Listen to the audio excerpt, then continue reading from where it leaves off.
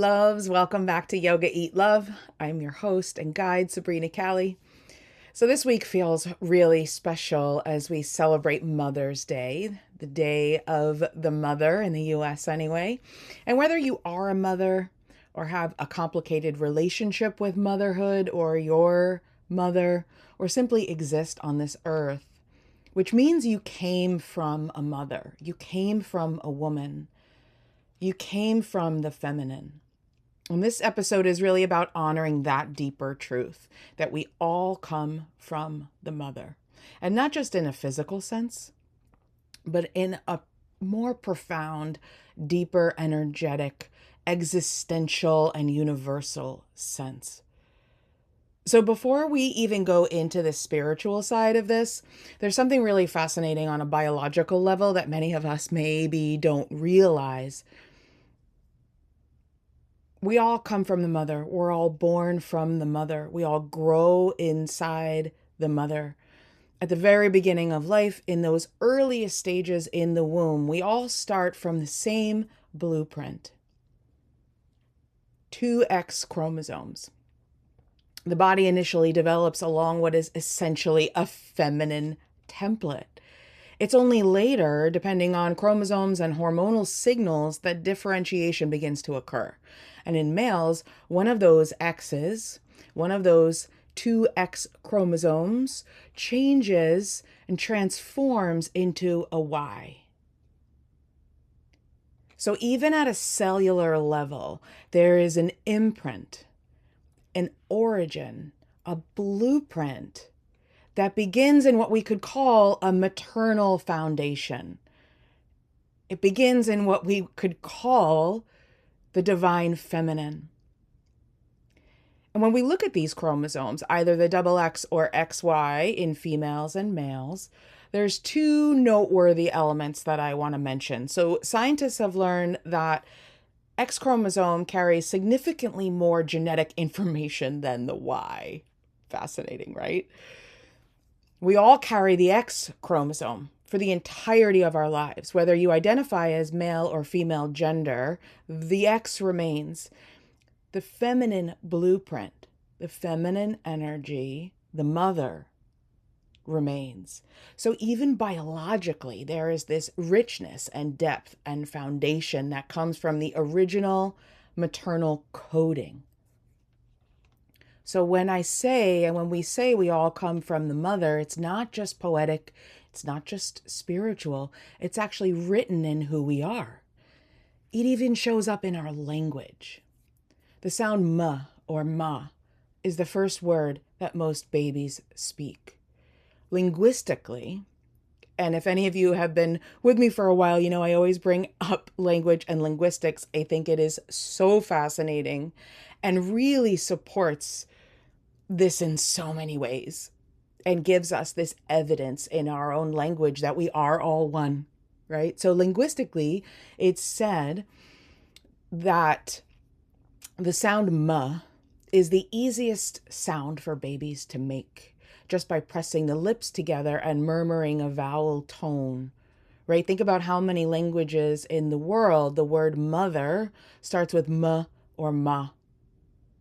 So many, it's countless, right? Far easier to pronounce and say than papa or dada, right? Those sounds require a little bit more muscular control in the mouth and the tongue, right? Papa, for example, requires the lips to press and a little bit of like aeration and pressure to happen to make the p sound, right? A little bit more control in the lips and the mouth.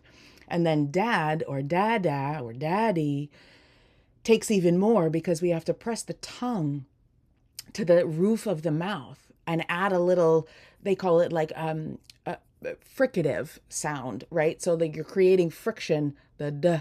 It's a little bit harder. It takes a little bit more development to occur, right? So fascinating, right? That sound, ma. That is the mother, the divine feminine running through us as babies. And so I want to take another look at this from another word, the Sanskrit word mantra. So ma, or man, translates from the Sanskrit to heart and mind. And then tra is expansion.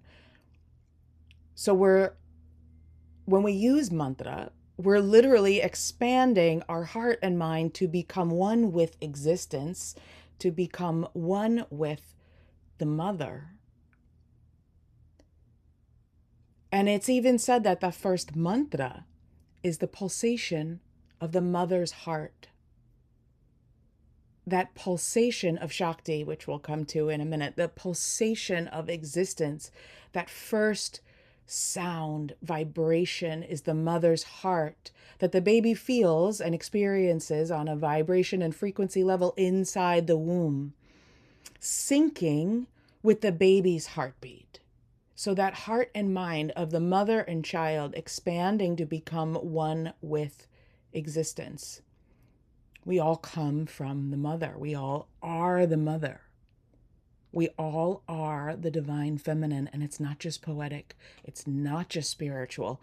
It's actually written in who we are, in the frequency and the vibrational tone and coding of the universe. Now, in the yogic tradition, this feminine energy is known as Shakti, right? Shakti is this pulsation of the universe itself. It's not passive. It's not weak. It is alive, dynamic, creative, and electric. Just like the pulsation of the heart, it has a steady rhythm, like go-go, go-go. It's the force behind everything. Your breath moving, your heart beating, your ideas flowing through you, life continuously creating itself. Shakti is not something outside of you. It is something moving through you all your life. And within each of us lives prana, which we talk about all the time. Life force energy, that chi, that energy. And this energy contains both masculine and feminine. The polarity of the masculine and feminine working together, the yin and the yang, Shiva and Shakti, the natural balance between the two, the polarity of the two existing in harmony with each other, requiring each other. So in the yogic philosophy, Shiva represents the masculine, stillness, awareness, consciousness, the witness. He's thought of as like the OG yogi, right? He looks fairly androgynous, and he's often depicted like seated in meditation, in stillness, with this trident or like three-pronged fork representing the three states of consciousness: the awake state, dream state, and sleep state. Those are the three states that we live in this body: awake, dream, and sleep. And yes, he's also associated with destruction. But it's not in an evil way. It's the destruction of illusion, the destruction of the ego, the clearing away of what is not true. And Shakti, on the other hand, is the opposite, right? It's the opposite polarity of that stillness. It's movement, it's creation, it's nourishment, it's expression. She is life itself in motion. And she is often represented alongside Shiva, but not always. And they are partners in existence. And Shakti isn't just an idea. She is the divine mother that lives within us. She is this feminine energy, that pulsation of life. She is alive. She is radiant. She is powerful. She's sometimes fierce. She's sometimes soft. She's sometimes wildly creative and explosive, and sometimes deeply still within her own presence. We see her energy represented in so many forms. In the yogic tradition, she is the goddess who creates, the goddess who protects, the goddess who destroys to make way for something new, because Shakti is not one-dimensional. The feminine is not one-dimensional. The mother is not one-dimensional. She is the full spectrum of life. She is all of existence.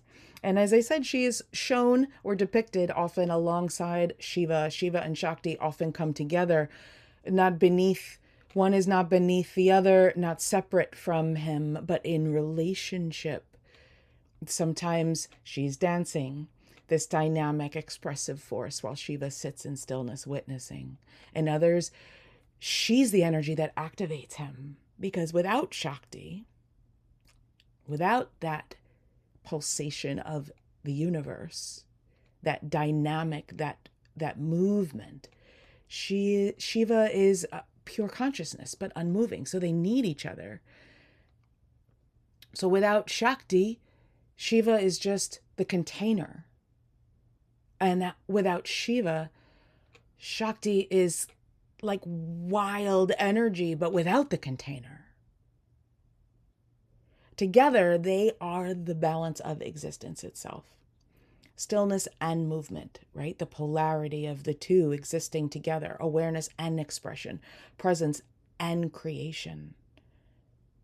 Or one could even say destruction and creation, or generation. And this is the deeper teaching. Shakti, the mother, the divine feminine, is not something outside of you. She is the part of you that feels, that creates, that nurtures, that moves. She's your intuition, your sensuality, your creativity, your life force. She is the unmanifested, right? She's cosmic. She's the unmanifested cosmic womb where infinite potential exists. She is the Kundalini, that limitless energy rising up your spine. She's the pulsation of your breath, the rhythm of your body, the electrical pulse of your heartbeat, the energy behind your desires. And when we begin to connect with her, we're not becoming something new. We're remembering what's always been there and who we truly are. That feminine power we've been taught to quiet. It's the very power that brings us back to life and brings your life back into balance. Because the truth is, we need both. We need Shiva and Shakti. We need the masculine and feminine. They exist together. Without Shiva, there's no container. Without Shakti, there's no life within it. So now I want to bring this sometimes esoteric thought of Shiva and Shakti from the yogic tradition into our modern and real life. Okay, so most of us, especially women, and especially those of us women in this phase of our lives, we're getting older and we're noticing that we may have been living heavily or most of our lives in our masculine energy. Always doing, always pushing, holding everything together, producing, performing, and even in the wellness spaces, right? It can feel like do more, fix more, be better. You know, the pathology of productivity is real. Always being so productive all the time and pushing.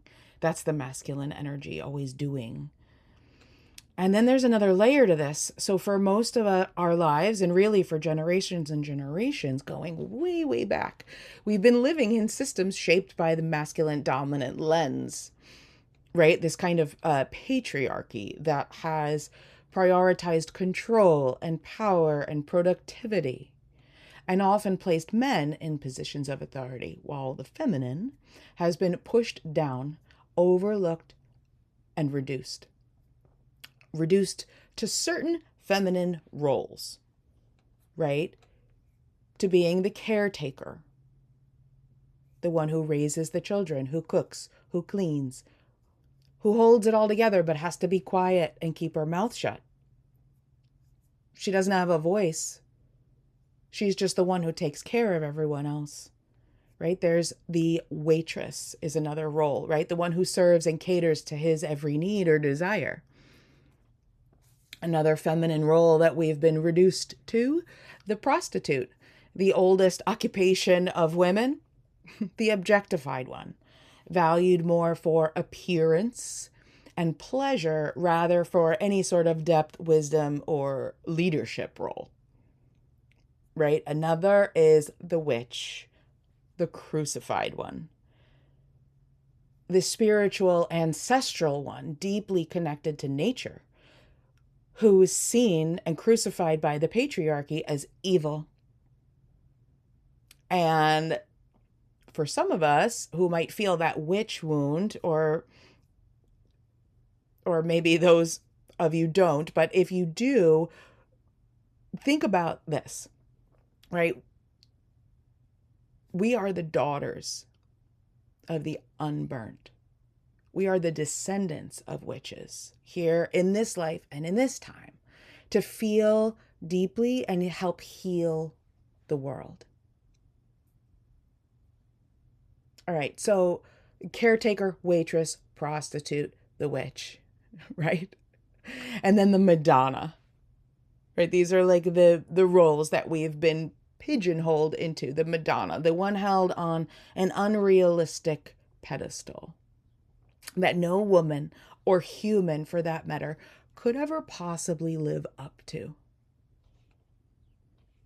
And we can feel the impact of that imbalance, not just culturally, but energetically as well. Because when one force dominates and the other is suppressed, quite simply, it doesn't work. Unrest rises because the masculine and the feminine live in balance, in harmony, in integration with each other. One does not overpower the other, right? It just doesn't work.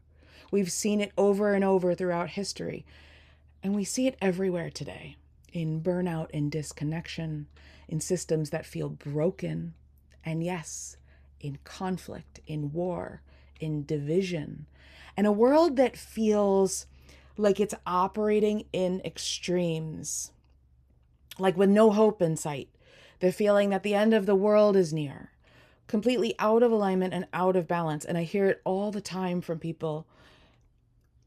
You know, you're either like waiting for aliens to come save us or waiting for Jesus to come save us.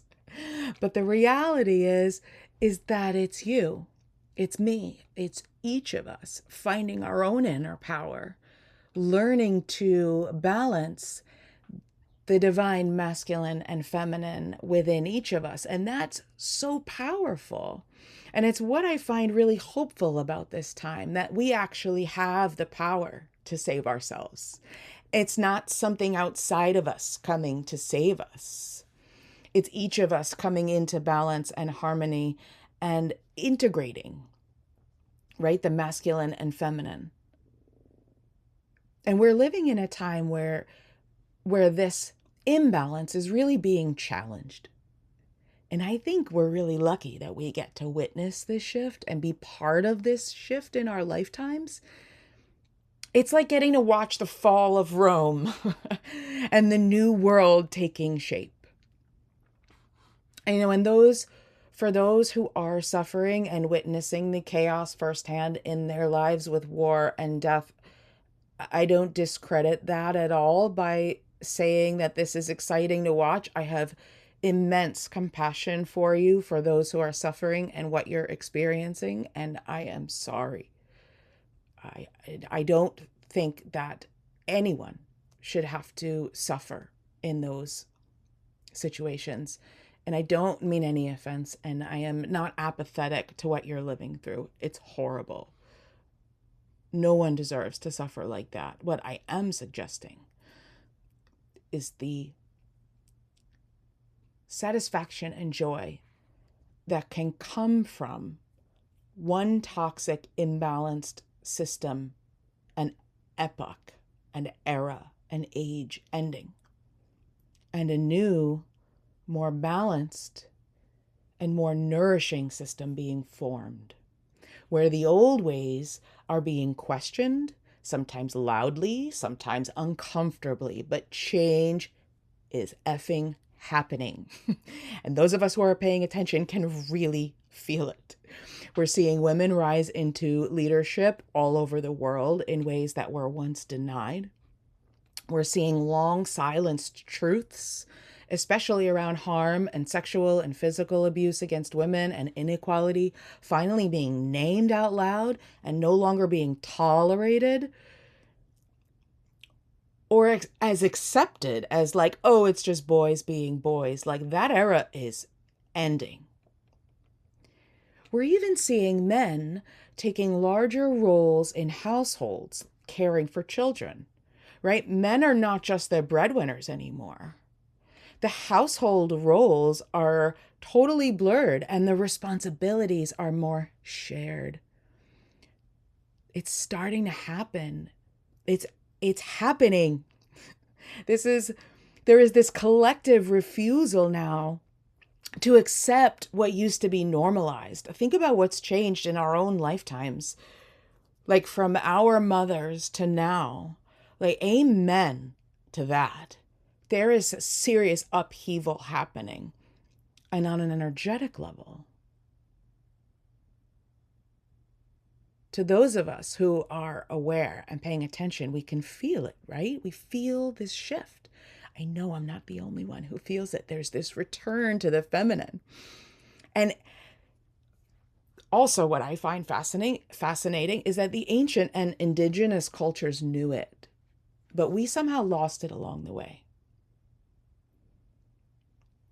Now, I don't believe, and I've hinted at this already, but I don't believe that the feminine is here to overpower the masculine, but rather to bring us back into balance, right? More harmony, more balance, where the masculine and feminine exist together within each of us. It's more listening, it's more intuition, it's more care, it's more connection.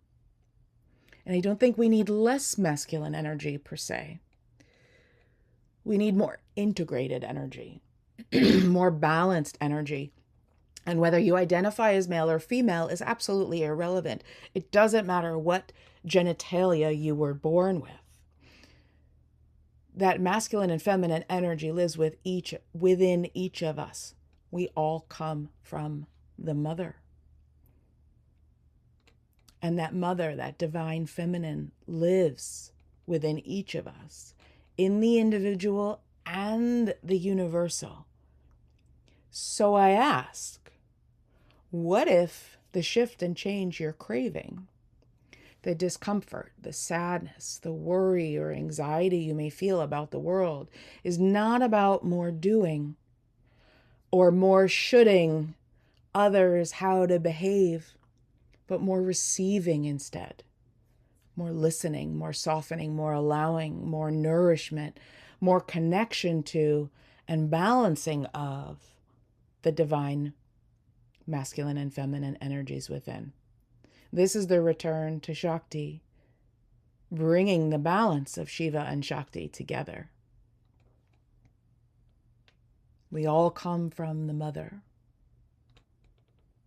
And in line with this theme, in activating that Shakti within us and to take you deeper, over the next few months inside Yoga Soul Rising, my online membership, and also with my Soul Mastery clients, we're spending time in practice working with some of this powerful goddess energy, working with Shakti.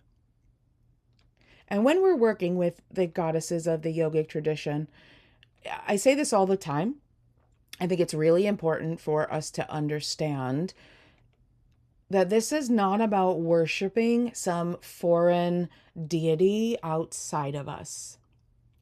This is something that actually came up recently for one of my Soul Mastery clients too. She had this aha moment when we were practicing and diving in, that all of a sudden she got it and she was like, oh, this is about embodiment, right? It's about activating the qualities that these ancient archetypes from the yogic tradition represent, not praying to some god or goddess or worshiping someone to come save you, but actually activating the qualities within us that these archetypes represent, right? They already exist within you. It's not praying to a god for this and that. It's about becoming that. It's about embodying those qualities, activating those qualities that we want, that we desire. So each goddess archetype in the yogic tradition represents a frequency and set of qualities that you can step into or bring out and activate in yourself. And one more thing I want to point out before I talk a little bit about the goddesses that we're going to be activating. This is very often misunderstood. So most of the gods and goddesses we work with in the yogic tradition predate any current religion, right? They came before the religion. So for example, many of the gods and goddesses that we activate also exist in Hinduism. Hinduism came much later and actually adopted these already existing archetypes from the yogic tradition. So if you feel some resistance or religious conflict here, this is something to consider, right? Working with these deities, working with the gods and goddesses does not mean that you've suddenly betrayed your god and become Hindu. These energies and gods and goddesses are ancient. They are universal and they're existential. And they represent qualities within yourself that you want to embody. You are not worshiping an idol figure from some foreign religion. Working with and practicing certain kriya and mantra, for example, doesn't mean that you've suddenly become Hindu and betrayed your God or your belief system and what you believe in. You're working with archetypes and energies that you want to embody within yourself. So for example, the goddess Durga, she represents courage and strength and the ability to stand in your own truth. She's very powerful, right? That is one incarnation of the goddess. That is one small yet very powerful attribute of qualities that you might need along the way in your life. Saraswati is another. Saraswati represents communication, clarity, creativity, and your own inner wisdom, right? Which you might need in different times in your life. And so we do certain practices. We use the ancient traditions that have been passed down for thousands of years to activate that clarity and creativity and wisdom within us. Or Lakshmi, for example. She is abundance. She is receiving. She is beauty. And when we work with Lakshmi, we are activating that within us. So these are not ideas to admire. They are not worshiping or praying to idols. They are energies and qualities to embody within ourselves. So as we move into Mother's Day, I invite you to potentially expand what mother means. Not just a role, but an energy, a frequency, a presence, a force that lives within you. Feel her. And maybe your practice this week is simple, just asking yourself, where can I soften? Where can I receive? Where can I allow more life to move through me instead of forcing it? Because when you reconnect to that, you reconnect with your feminine power. So I wish you all a very happy Mother's Day, celebrating and honoring yourself if you're a mother, your mother, all the mothers that came before you. And remember that we all come from the mother. So whether you live in a gender role, whether you're a male or a female, a him or a her or a they. We all come from the mother, from that feminine coding, that divine feminine that lives within us. And if you want to activate those qualities, come join us inside Yoga Soul Rising. I'll drop the link in the description for you. And if you like this episode, subscribe and share the Yoga Eat Love. Let's move with your energy, not against it. Until next time, stay connected to your breath, your body, and your own inner wisdom.